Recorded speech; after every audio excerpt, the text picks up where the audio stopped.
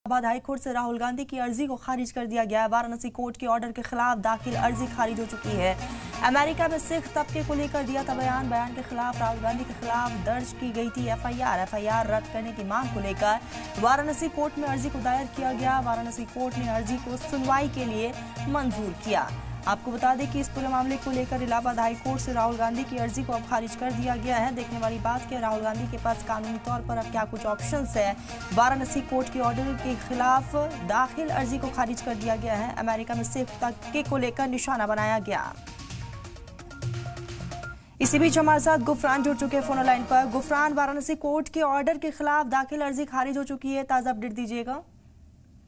बिल्कुल, देखिए, राहुल गांधी की जो याचिका थी उसको इलाहाबाद हाईकोर्ट ने खारिज कर दिया है। दरअसल ये याचिका जिसमें मांग की गई थी राहुल गांधी की तरफ से कि उनके खिलाफ एक अर्जी जो है वाराणसी की निचली अदालत में दाखिल हुई है, जिसमें एफआईआर दर्ज करने की मांग की गई है।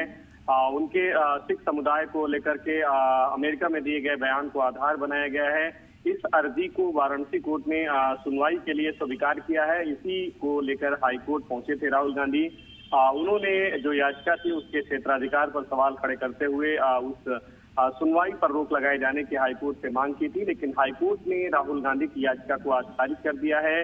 इस पूरे मामले में सीधे तौर पर कहें तो राहुल गांधी के लिए ये बड़ा झटके के तौर पर है और अब निचली अदालत में जो उनके खिलाफ एफआईआर दर्ज करने की मांग को लेकर के जो अर्जी है उस पर सुनवाई का जो रास्ता है वो साफ हो गया है और निचली अदालत अब तय करेगी कि इस मामले में जो उनके ऊपर एलिगेशन है अमेरिका में भड़काऊ बयान और सिख समुदाय को लेकर के दिए गए बयान को लेकर के उसमें क्या कुछ आदेश पारित निचली अदालत करती है, ये फिलहाल देखना होगा। हालांकि हाईकोर्ट ने उन्हें राहत नहीं दी है, तो ये माना जा रहा है कि इस आदेश को वो ऊपर जाएंगे, यानी सुप्रीम कोर्ट में भी चैलेंज कर सकते हैं। हालांकि अभी उनके वकीलों की तरफ से कोई इस पर जवाब फिलहाल नहीं आया है, लेकिन हाँ, राहुल गांधी को इलाहाबाद हाईकोर्ट से सीधे तौर पर कहें तो झटका है, क्योंकि एफआईआर की मांग उनके खिलाफ जो है की गई है। उस याचिका को निचली अदालत यानी वाराणसी की कोर्ट ने स्वीकार कर लिया है सुनवाई के लिए और उसी के खिलाफ जो सुनवाई वहां पर हो रही है वाराणसी की कोर्ट में, उसी पर रोक के लिए इलाहाबाद हाईकोर्ट राहुल गांधी पहुंचे थे,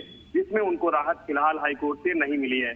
जी बिल्कुल गुफरान, और देखने वाली बात यही होगी कि राहुल गांधी अब आगे क्या कुछ कानूनी तौर पर ऑप्शंस को अपनाते हैं। नजरें आप बनाए रखिएगा। फिलहाल तमाम जानकारी के लिए बहुत शुक्रिया आपका।